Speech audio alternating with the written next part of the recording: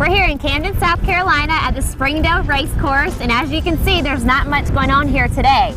But this is where in the fall the Colonial Cup is held, and then also in the spring where the Carolina Cup is held, which is the largest steeplechase event in the country. That's right, Blair. We're going to be going behind the scenes to show folks what it takes to really put on an event of this magnitude, and hopefully it's not going to be quite as windy as it is here today.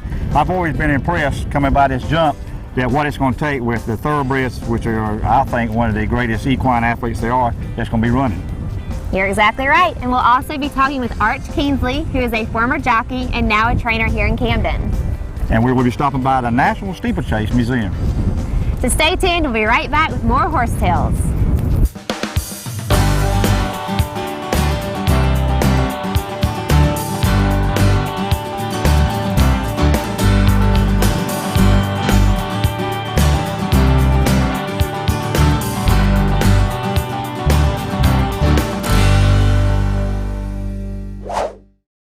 Horse Tales today is brought to you by Southern Flooring and Interiors. Call them for all of your flooring and decorating needs. And by TMC Construction for your new home or all of your remodeling needs. Call TMC Construction. And by Yogi Bear Fried Chicken, the best fried chicken in the South. And by Chick-A-Ray Poultry, located in Hartsville, South Carolina. And by the South Carolina Horsemen's Council. And by Equestrian Images, making memories together. Joining me now is Arch Kingsley, a retired steeplechase jockey. Is that right? And That's you retired correct. at the age of 29? Correct. I did. It's a young man's game, and yeah. The young boys kept showing up, and I kept getting older, so time caught up with me. Yeah. Well, I have a couple more years to get there. I should have been a jockey. Well, Do they have women jockeys? Sure they do. There's a girl riding on Saturday named Danny Hodson, who I believe she's been national champion twice. So not only do they have girl jockeys, but they have good girl jockeys. Well, that's great. Yeah. Good to hear. How did you get started in this business? Both of my parents were steeplechase jockeys, and I grew up in the sport, and it seemed like a natural progression for me from ponies and pony club to fox hunting and show jumping. And as I grew older, the racehorses I was drawn to, and it was something I had a knack for. It always felt right, and when I made it a full-time commitment and dedicated my time to it, the fit was very comfortable and natural, and my career quickly took off. Did you grow up in Camden, South Carolina? I'm originally from Virginia, Northern Virginia, where there's a lot of this sport, horse sport, in Loudoun County, Clark County, Fauquier County, right west of Washington, D.C. Okay. And so what brought you to Camden?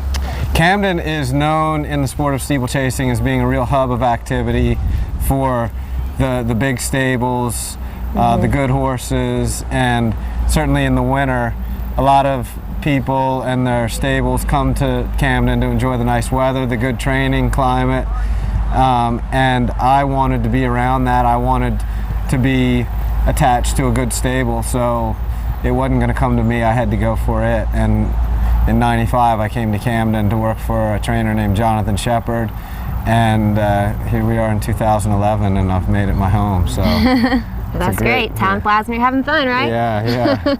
Well, so you train a lot of the horses. I know coming up is the Colonial Cup. So how many horses do you train? I keep between 20 and 30 horses in training. Steeplechase horses, usually out of those 20 or 30, it's less than 10.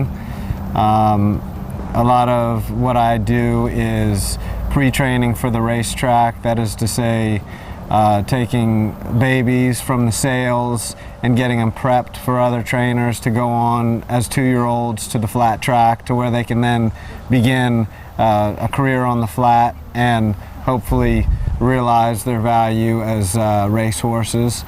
I also take, for trainers and owners, we take horses off of the track, older horses that have been running, and they'll come down for the winter or respectively their off season, and they'll come to us and they'll recharge and maybe mend some minor ailments or whatever might be requiring attention before they can get back to the track and return to their full full operational capacity. Okay. So a lot of people, they breed their horses out of state and then bring them to South Carolina. Right. For some of the best trainers. That's it. Yeah. Like I said, the training here is as good as it is anywhere in the world. That's great. And it wouldn't be ideal for necessarily raising the horse, but for training, it's second to none. Right. Well, thank you so much for taking the time out of your busy schedule. I know it's a hectic week to talk to us. We really appreciate it. You're welcome, Blair. Thank you. Yeah, good to talk to you. Joining me now is John Cushman, a former steeplechase jockey and a darn good one from what I've heard from your peers and read. And owner of the Tack Ring. Heard you got me a good horse tail today. Yeah, I've got a tail. I rode for 15 years, and in horse racing, things aren't always what they appear to be. And I hate to say when this was, but it was probably 1979 or 80.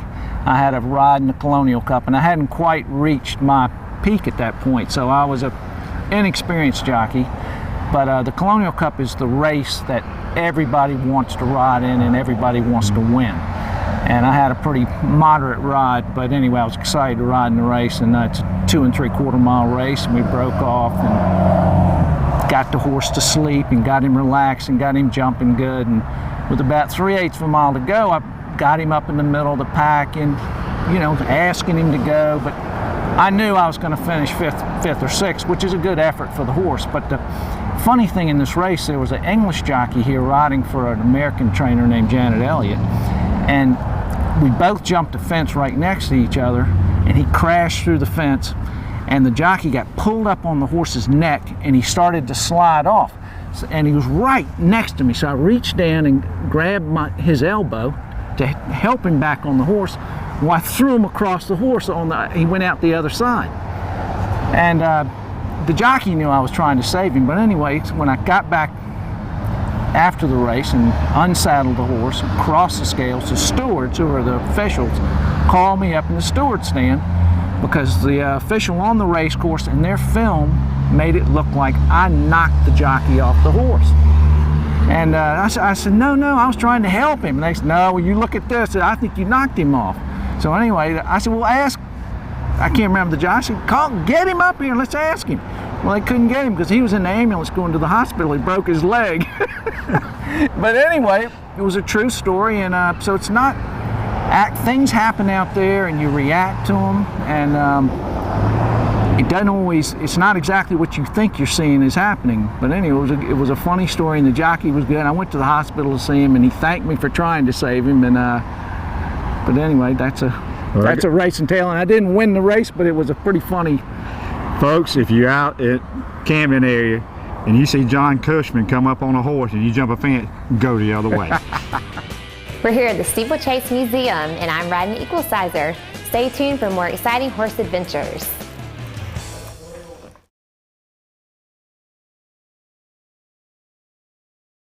Horse Tales Today is brought to you by Southern Flooring and Interiors. Call them for all of your flooring and decorating needs. And by TMC Construction for your new home or all of your remodeling needs. Call TMC Construction. And by Yogi Bear Fried Chicken, the best fried chicken in the South. And by Chick-A-Ray Poultry, located in Hartsville, South Carolina.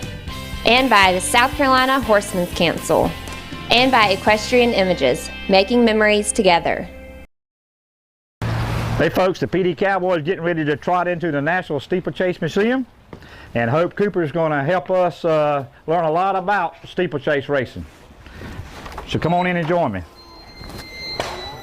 Folks, look who I've rounded up. Hope Cooper, which is director of the National Steeplechase Museum.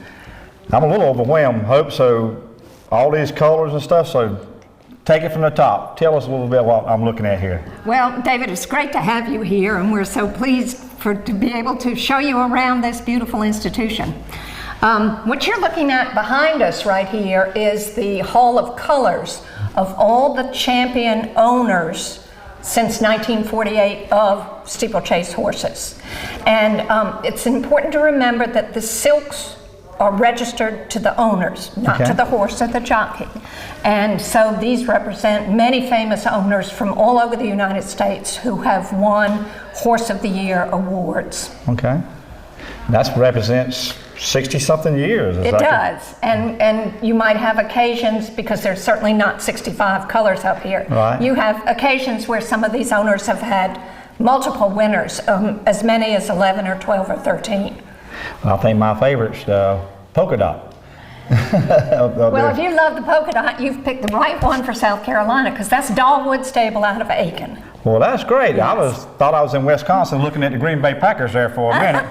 And over here is some great photos. That looks like me last time I went hunting. Upside down. Well, that was, unfortunately, sometimes we have tumbles, but they, most of the time, just roll and everybody gets up safe and sound. This is a photographic exhibit by Catherine French, and actually it's due to come down because tomorrow we'll be putting up a whole new exhibit for the Colonial Cup. So we often change all the exhibits around in here. And the National Steeplechase Museum has been existing since when? Since we built the museum in 1998, and then we added on to it in 2004. And we hope for it to get bigger and better every year. It is the only museum in the United States that's totally dedicated to steeplechasing. There are other racing museums, but nobody that totally dedicates itself to steeplechasing. Well, every time I come, I see some improvements. I was privileged to come to a Horsemen's Council meeting here a year or so ago. Right, yeah, we had a good time hosting you. Yeah, from now to then, there's a lot add on. But I've got a room. Let's go walk right here to this room. I got some questions for you, okay? Good. I don't believe this scale right. When's the last time it's been certified? I hate to say it, but that little sticker says yesterday there. Oh, holy Toledo. But anyway, Holy Toledo. Anyway, the good news is we don't have to put lead in your pants. We would not have to put lead in your weight pad for you to ride in a race. But you still could make the weight if the horse was handicapped way up there. Okay, Hope, what's your hours here? Well, we're open from September to May every year, from Wednesday to Saturday from 10 to 4. We're always open if you see a car in the parking lot at any other time. So it's sort of, we're here, and if you see a car in the parking lot, you can come. But if it's not during our regular seasonal hours, it is a good idea to contact us either through the website or through the telephone to make an appointment, because we're glad to give people tours any time of year.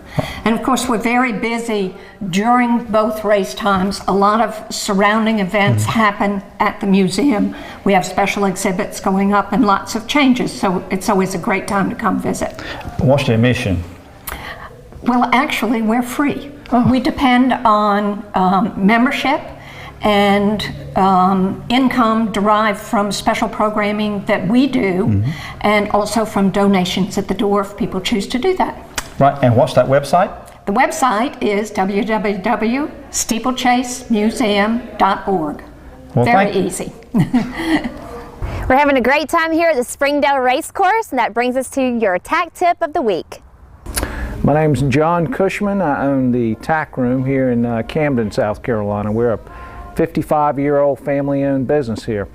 Our tack tip of the day is going to be about bits. And it doesn't matter if you're a Western rider, a pleasure rider, a hunter-jumper rider, or racing. Communication with the horse is always through his mouth and through your hands.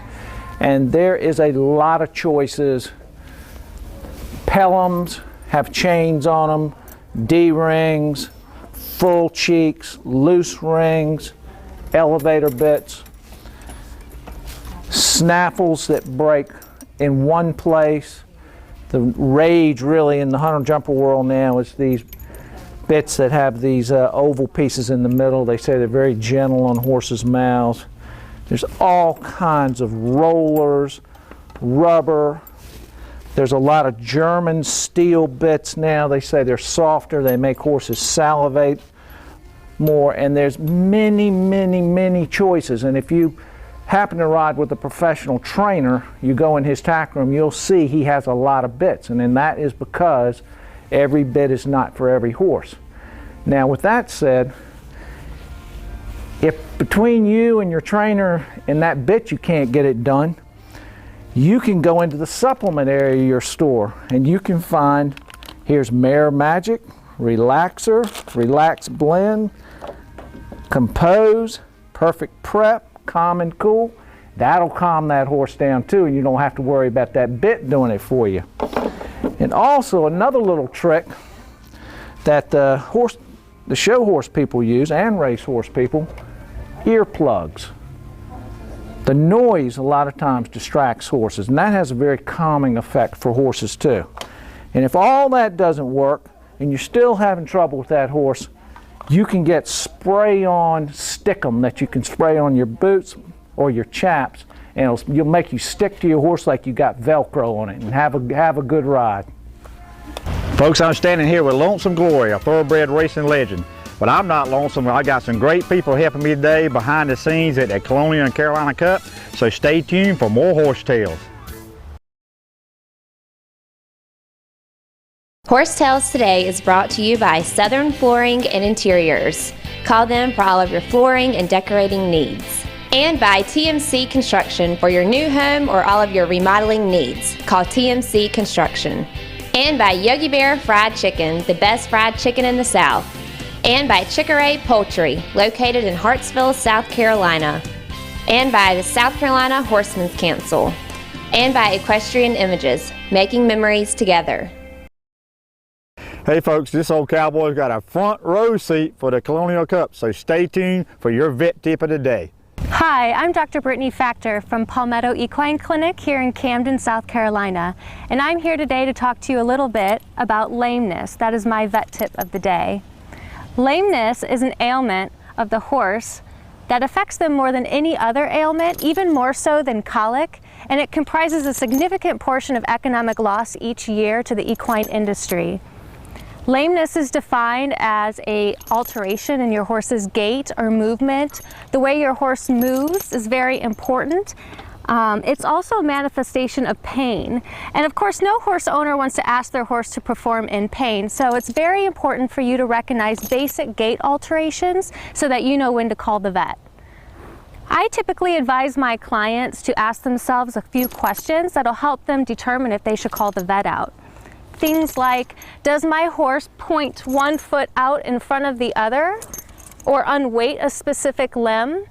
Does my horse bob his head when he's walking or trotting? Does my horse work better in one direction versus another direction? Does my horse flex its neck equally to one side versus another side? Has my horse been struggling getting lead changes or started to refuse jumps? Has my horse stumbled on trail rides? Another thing that you can do at home that's very simple is to just go over your horse before you ride and after you ride. It's kind of like taking a trip around your car and checking for a flat tire before you get in and drive it off. I typically start by just running my hands over my horse's body, and I go down each limb individually, and I try to feel and note if there are any swellings, whether they be hard or soft. I also will pick up the limb and look at the bottom of the foot. And I check to see if there's any stones or rocks lodged in between the shoe and the sole of the foot. I can also look for abnormal bruising on the sole or the bottom of the foot, or any seepage, blood, anything coming from the bottom of the foot. Another important thing to do is just check your horse out and make sure there are no abrasions, lacerations, or new wounds on your horse's body. If you feel that a vet is needed out and your horse needs that attention, typically the veterinarian will start by taking a very thorough history. And that may include what type of discipline your horse is used for, either dressage or eventing, hunter jumpers, because that's important because specific disciplines lend themselves to specific injuries. Feel free to contact us anytime if you have any questions or concerns about your horse at Palmetto Equine Clinic, and that number is 803-432-9525. Thanks so much. Joining me now is Laura Schull. Laura, I just wanted to ask you about the economic impact that the Colonial Cup and the Carolina Cup have on Kershaw County. Well, there are many, many facets of the economic impact on the county from the equine industry, but definitely the Carolina Cup in particular and the Colonial Cup have very, very positive impact on the county for us. It is estimated that between the Colonial and Carolina Cup that there's probably a $7.5 million impact. Wow. The total impact for the community from equine sources is around 29 million, but that's a pretty big chunk of it, 7.5. Yeah, that's a lot. Yep. So y'all have people from all over the country that come to these races. We do. Particularly for the Carolina Cup, people come from way all over. Right. The Colonial Cup still draws in a lot of people from out of state, though, because the majority of steeplechase owners, trainers, and riders do not all live here in Camden. So the horses in and of themselves bring in a large number of people too, and we do definitely have out-of-staters for the attendance as well, but not as much as in the spring. Okay, so a lot of people just come here, you know, for the fall. Yeah, as a horseman, you kind of like the fall race better. It's Right. a little bit bigger, a little more prestigious, that sort of thing. But both races have just absolutely positive impact on the community. One is almost as good as the other. And I understand that it's 600 acres in the city limits of Camden, South Carolina. That's pretty amazing. It's 600 acres right smack dab in the middle of Camden. Marion DuPont Scott was the gracious lady who bought this land, put it all together, and at the time of her death, she left the entire facility to the state of South Carolina. Wow, that was a very nice donation. It is a gift that definitely keeps giving. Yes. Well, thank you so much. You're welcome. Thank you. Dad, I've had such a great time out here today. I think I missed my calling. I think I should have been a jockey so I could retire at age 29. Thanks so much to Arch Kingsley for sharing his story. It was so inspirational. And we're here at the memorial that Marion DuPont Scott, she gave the gift of the Springdale Race Course to the state of South Carolina, which is where the Colonial Cup and also the Carolina Cup is held every year. And I'm very excited. I hope I can attend both of those events. As y'all can see, we survived a little bit of wind hat tricks out there. And folks, if you want the weather change, just call Blair the PD Cowboy. We'll come do a show and it'll rain, wind, or fog or something. Special thanks to Hope Cooper for an informative museum visit and John Cushman for hilarious horsetail. Thank you so much to everyone that helped us out today. And don't forget to visit our website to check out our calendar of events and also join us on Facebook. And until next week, keep your reins low and your hands quiet. And I have learned today that the steeplechase jockeys do the same thing. See you next week.